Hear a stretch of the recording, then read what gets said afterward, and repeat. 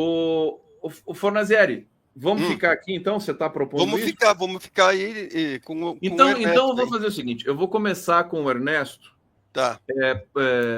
e dizer o seguinte, o Ernesto está aqui, evidentemente, para comentar tantos assuntos, mas ele está lançando um livro sobre a Rede Globo. Vou colocar aqui na tela para vocês, olha só. A Globo, Hegemonia, esse é o volume 1, que vai de 65 a 84, editado pela Autêntica. Eu já vou colocar o link para vocês adquirirem o livro. E aqui o volume 2, Concorrência, de 85 até 98. Tá uma maravilha isso aqui, é um trabalho gigantesco. Você trabalhou, deixa eu apresentar, você trabalhou na Globo um bom tempo, né?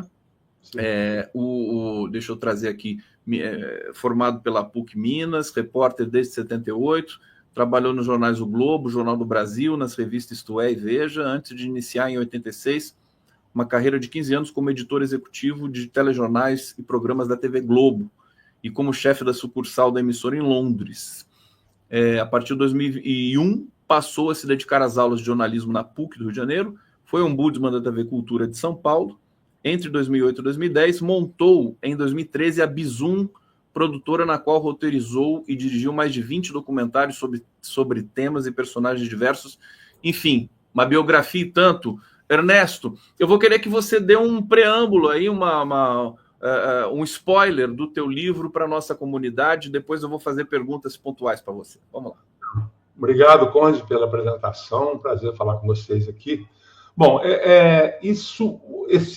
esse projeto nasceu de uma maneira muito, muito semelhante a outros projetos literários, ou chamam mais de jornalísticos do que literários, que foram a biografia do Ayrton Senna, e depois a do João Avelange, e depois a da doutora Zilda Arnes. Quer dizer, foram olhadas que eu dei para o mercado, assim, e especificamente no caso do Ayrton Senna, até isso se junta um pouco com a minha história da TV Globo, porque eu tinha sido demitido da TV Globo. Aliás, eu conto isso na abertura do livro. Eu me apresento para os leitores do livro, estou me referindo à trilogia da Globo. Me apresento contando como é que foi o episódio da minha demissão e ao contar isso, eu também conto como que eu cheguei nesse projeto, que hoje estou aqui por volta da página 320 do volume 3. Está saindo o volume 3, então? Vai sair, até o final do ano vai sair o terceiro volume da trilogia que que está cobrindo o período entre 98 e os dias atuais, entendeu? Mas, assim, voltando à história desse projeto, no caso do Ayrton Senna, eu olhei em volta e falei assim, não tinha uma biografia clássica sobre o Ayrton Senna, tinha boas biografias esportivas, alguma coisa meio laudatória e tal, mas não tinha uma biografia como a gente faz, assim, que é você entrar na intimidade, transformar o personagem numa pessoa íntima do leitor, né? Que é um pouco o que o biógrafo faz, é colocar o leitor na intimidade da pessoa biografada, seja ela o Stalin, seja ela quem for, um grande artista e um grande personagem, né? E foi mais ou menos assim que eu cheguei. E depois eu tinha essa produtora que você citou no meu currículo aí. Eu tenho ainda, inclusive, mas assim, não estava com projeto nenhum, e aí comecei a olhar em volta, não tem também uma grande biografia da TV Globo. Assim, não é do Roberto Marinho, não é do Boni, não é de ninguém. Não existia, a não ser as autobiografias do Boni, do Daniel Filho, de outras pessoas importantes da TV Globo. Não tinha nenhum livro com uma pegada jornalística sobre a TV Globo. Então, eu comecei esse livro achando que ele seria um livro de umas 600 páginas, mais ou menos. E, aos poucos, eu fui vendo que não era bem assim. É muita coisa, né? Mas, assim, que ainda que eu tenha feito e continue fazendo um esforço terrível, no bom sentido, de hierarquização e de uma tentativa de transformar o texto em algo prazeroso e interessante para o leitor, não dava para fazer um livro só. Então, eu acabei chegando nesse formato, que eu acho que foi muito feliz, porque ele está num ritmo que eu acho que é bom, ele contempla todas as áreas da TV Globo, é importante dizer isso, de uma maneira, sim, cronológica, obedecendo uma cronologia, mas que permite ao leitor a escolher tematicamente, que o sumário dele, se você olhar o sumário do livro... O sumário é belíssimo, inclusive diagramaticamente. Está aqui, está na minha frente aqui.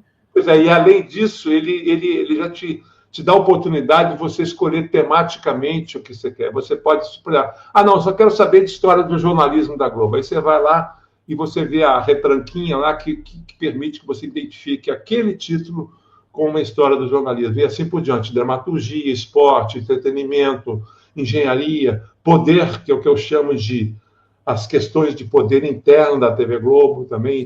Você, quando se lançou no projeto, você trabalhou na Globo 18 anos, é isso?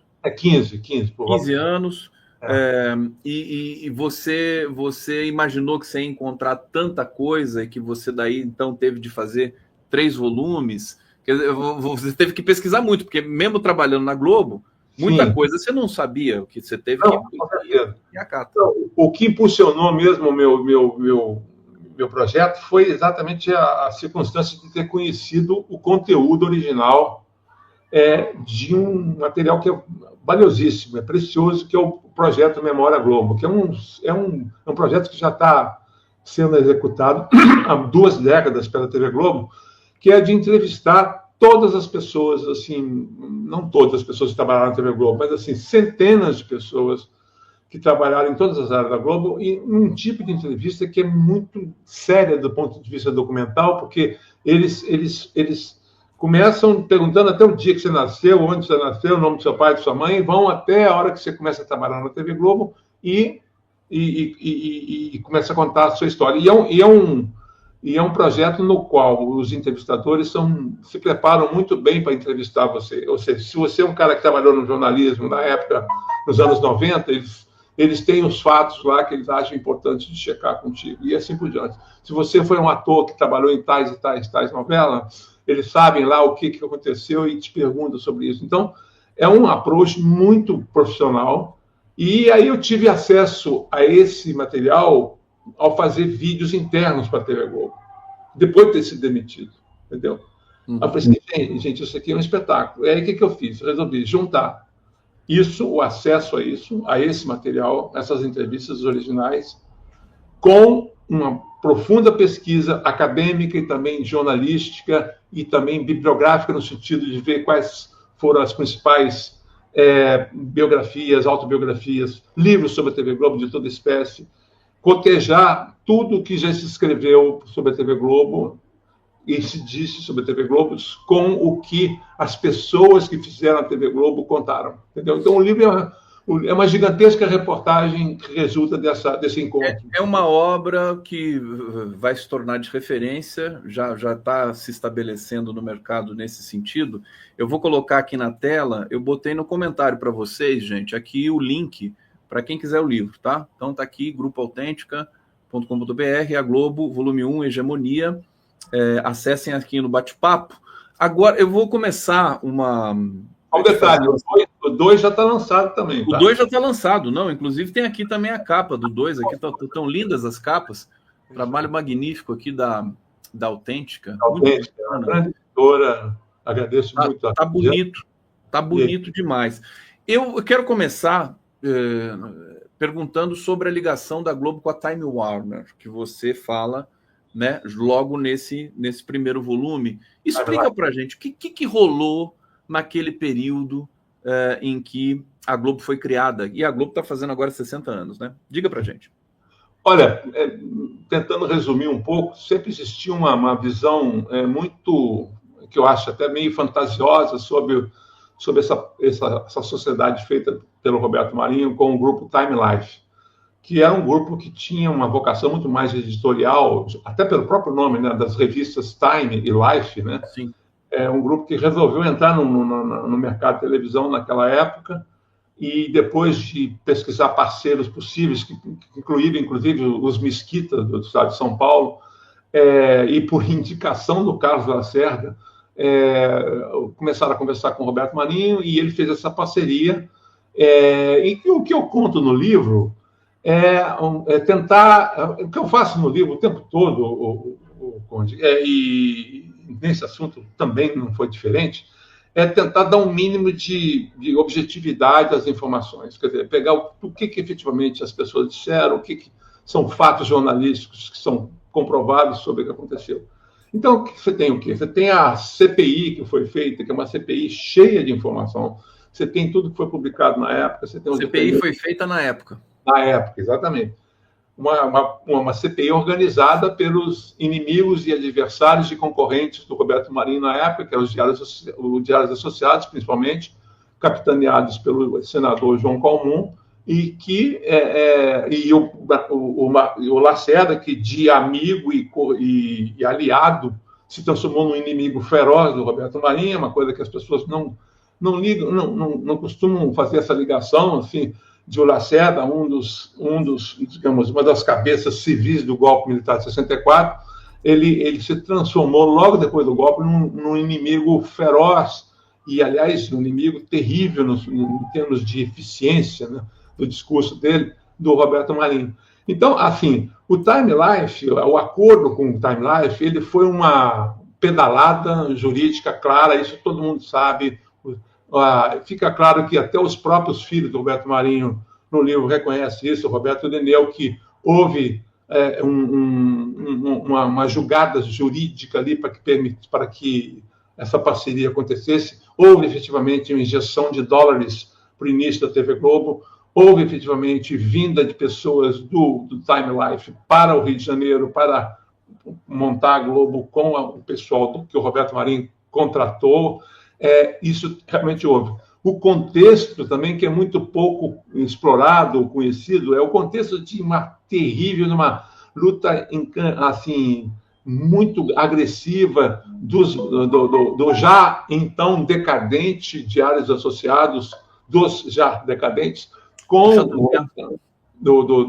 da Tupi. Assim, havia uma grande uma disputa de mercado e política muito grande já naquela época. E o Time Life foi usado como uma espécie de arma contra a TV Globo pelos adversários, como João Calmon e Carlos Lacerda, pintando cores de um intervencionismo imperialista e tal, como se eles, diga-se de passagem, não fossem, de certa maneira, simpáticos a tudo que o imperialismo americano estivesse fazendo naquele momento na América do Sul, né?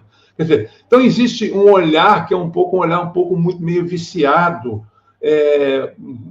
dando uma importância que o grupo Time Life não teve, e dando uma característica, e dissociando um pouco a chegada dele com a grande luta política e de mercado que houve na época. Tentando resumir o Time Life, que é o que eu faço com todos os episódios controversos da história da TV Globo, é ir aos fatos, ver o que foi dito na CPI, e aí se fica claro que, primeiro, o Time Life não teve nenhuma ingerência do ponto de vista editorial no que a TV Globo fez. Até porque, editorialmente, o jornalismo da TV Globo, nesses primeiros anos, era um rádio falado, o noticiário era feito pela Macan Erickson. A Globo já era forte nos outros, não era no rádio e no jornal impresso? No rádio, sim. A Rádio Globo era uma rádio poderosa. Agora, o Jornal Globo, por exemplo, era um jornal secundário. O maior jornal, de maior prestígio do Brasil, no Rio de Janeiro, naquela época, era o Jornal do Brasil. Ele tinha um caderno de classificado no domingo que parecia tinha centenas de páginas, às vezes, entendeu? Quer dizer, que era o grande negócio da época. Então, o Globo também não era um jornal da elite carioca. Era um jornal muito do pessoal ligado aos funcionários do antigo governo federal, que era sediado no Rio de Janeiro, muita gente concentrada ali no bairro da Tijuca, na Zona Norte. Era um jornal de muito funcionário público, de militares, lido. Não era a elite do Rio de Janeiro, e o principal jornal do Rio de Janeiro era o Jornal do Brasil, entendeu? Junto com o Correio da Manhã, que foi destruído depois da ditadura.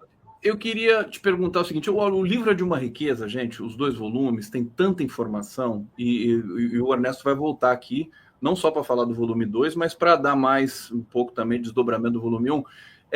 Como é que a Globo conseguiu ser tão forte, e se isso aconteceu logo no começo?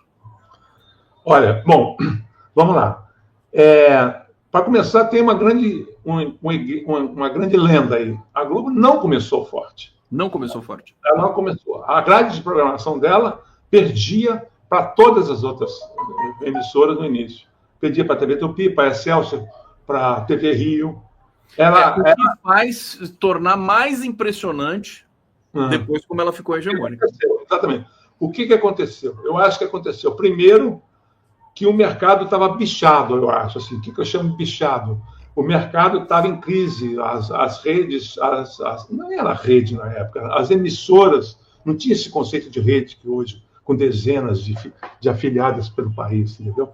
Estavam todas endividadas, pagavam mal, a TV Tupi estava deixando de pagar, tanto é que os artistas faziam, a gente se formou na Tupi para trabalhar na Globo, porque não recebia dinheiro, não é? Então, quer dizer, o que aconteceu? O dinheiro do Time Life ajudou muito a Globo a resistir, a se montar ali com um equipamento, um tipo de equipamento mais moderno, isso sim, é verdade. Mas a partir daí, atribuir ao Time Life o crescimento da Globo é um equívoco, assim, grosseiro, entendeu? Por quê? Porque o que fez a diferença foi a chegada do Walter Clark, por exemplo, que para começar ele derrubou a grade toda de programação que existia nos primeiros meses de funcionamento da TV Globo, tirou do ar quase todos os programas, remodelou a grade, e outra coisa importante, e começou um processo de enquadramento do mercado dos publicitários, dos anunciantes, num tipo de enquadrar no sentido de seguinte: quem manda na publicidade da Globo não são os anunciantes, inclusive das novelas, que na época os anunciantes eram tão poderosos que eles detinham as carreiras dos atores e atrizes das novelas. Era a Colgate, que não era a Globo nem a Tupi, entendeu? Quer dizer, então, o que o Walter Clark fez? Ele começou a enquadrar, tanto do ponto de vista de ele e o Boni logo depois, a estabelecer um espaço definido, uma grade, um intervalo comercial que fosse profissional, que fosse de qualidade, e começou simplesmente assim, não, quem manda no preço somos nós, quer dizer, e começou a tirar aos poucos das revistas semanais, das revistas e dos jornais, a fazer migrar para a televisão a verba publicitária. A verba publicitária veio de onde? Desculpa te interromper, Ernesto, mas o Claro que veio da onde? Para a Globo. Ele veio do mercado publicitário. Ele estava na publicidade. E foi contratado pelo Roberto Marinho. Esse pessoal tinha 26, 27, menos de 30 anos, para você ter uma ideia. Muito jovem, né? Então, quer dizer, o que ele fez foi assim, de um lado, investir numa espécie de profissionalização e no enquadramento dos anunciantes e também na política de preços da publicidade. De outro, o que ele fez? Ele investiu em novela e contratou a Glória Magadã, que foi a primeira grande novelista da TV Globo, e para começar a tentar enfrentar a Tupi. E tinha a vantagem da Tupi estar em decadência, um Titanic que estava aos poucos se afundando, entendeu? Não era difícil tirar atores, atrizes... Agora, eu tenho uma visão também, assim, desse momento histórico, que, assim, a cultura brasileira, música, teatro, cinema, até o cinema era forte naquela época no Brasil, né? Se comparado relativamente, quer dizer, já tinha uma história o cinema brasileiro, mas a cultura brasileira é de tal dimensão que a Globo se beneficiou disso e soube captar esses talentos todos, né? Você tem essa reflexão? Veja bem, eu acho assim, a dramaturgia da TV Globo, a revolução da dramaturgia brasileira foi feita na Tupi, com Beto Rockefeller. Mas quem se aproveitou dessa revolução, que substituiu aqueles novelões mexicanos, sempre de aquelas histórias de capa e espada, desconectadas completamente com a realidade do Brasil na época, quem revolucionou foi o Braulio Pedroso com o Beto Rockefeller na Tupi. E esse recado o Boni entendeu muito bem e falou assim, é isso que a gente vai fazer na Globo. E aí, inclusive, esperou até eu conto isso no livro, ele espera o Beto Rockefeller começar, digamos, embarrigar demais, a Tupi começou a embarrigar demais a novela, ela não terminava nunca, ator começou a faltar a gravação, estava uma coisa meio absurda.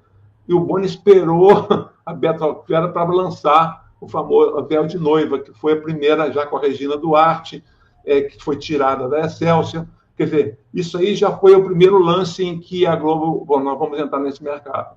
E o que aconteceu? A partir daí, ela começou, pelas bordas, tirar a audiência da Tupi. Então, assim, essa história que a Globo começou poderosíssima é uma lenda que não se sustenta de nenhuma maneira. Você pode pegar o Ibope da época, vai lá na pesquisa e ver como é que era o Ibope das emissoras no Rio e São Paulo, você vai ver a Globo lá em último lugar, no começo, em 65, 66.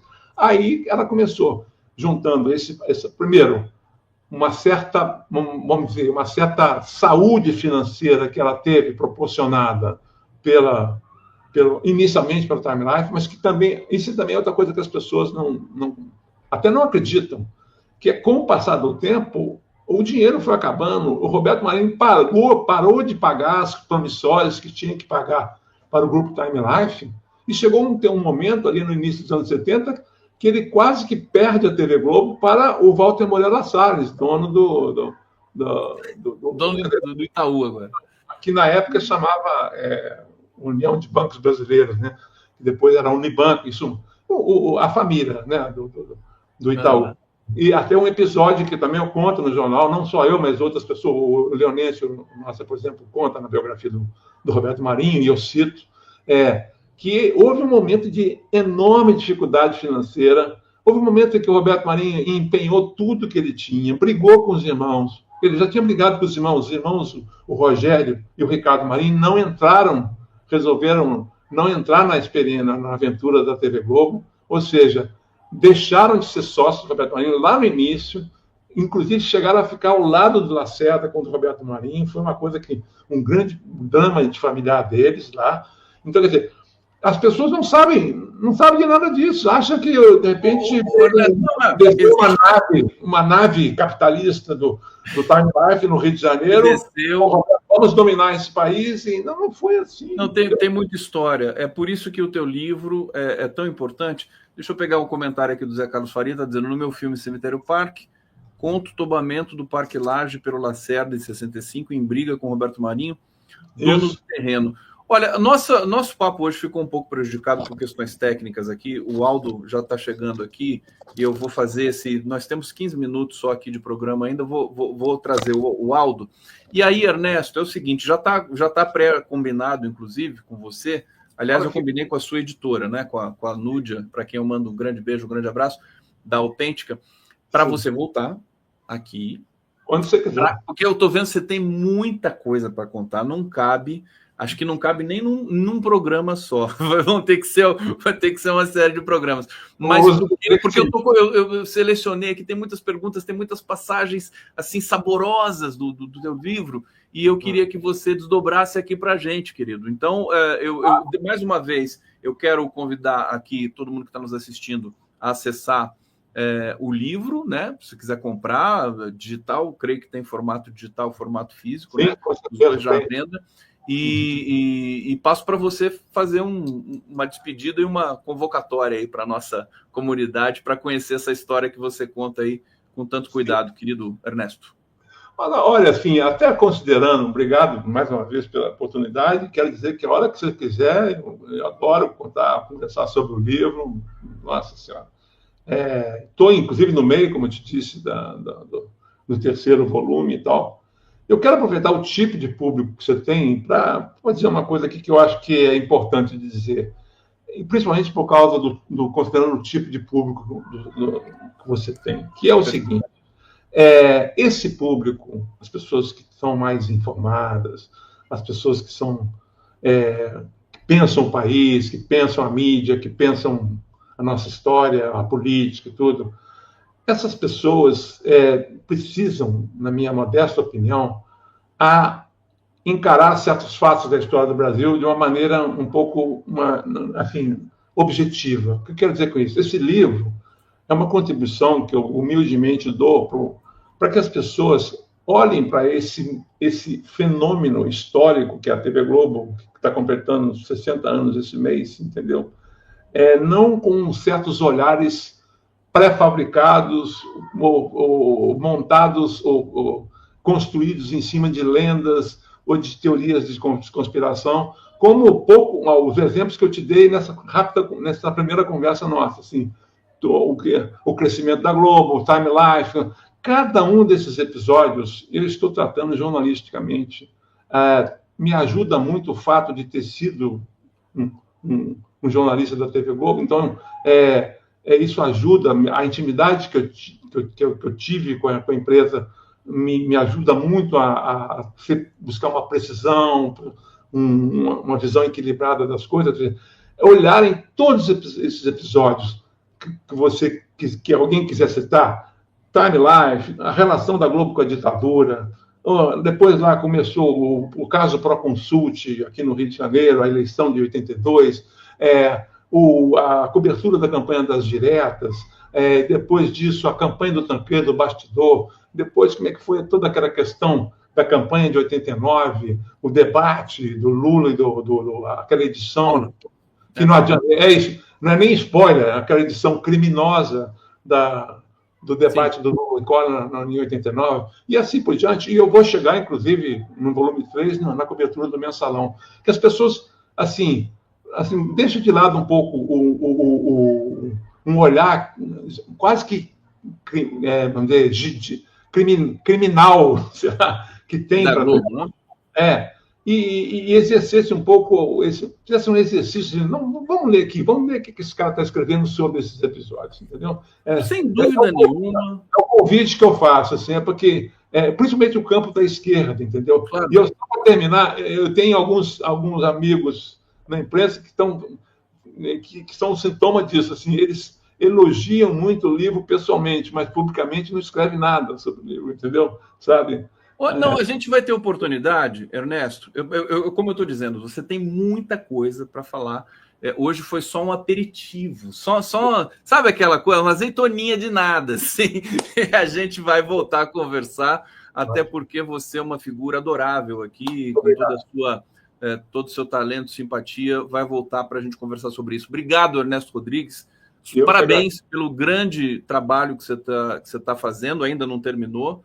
E você tem certeza, a comunidade aqui, tem um espírito, enfim, tem um engajamento político e tudo mais, tem um espírito crítico muito forte, sabe ouvir também as coisas para aprimorar aí o debate público. Então, agradeço demais sua presença mais uma vez aqui. Ernesto Rodrigues. Obrigado. Um abraço.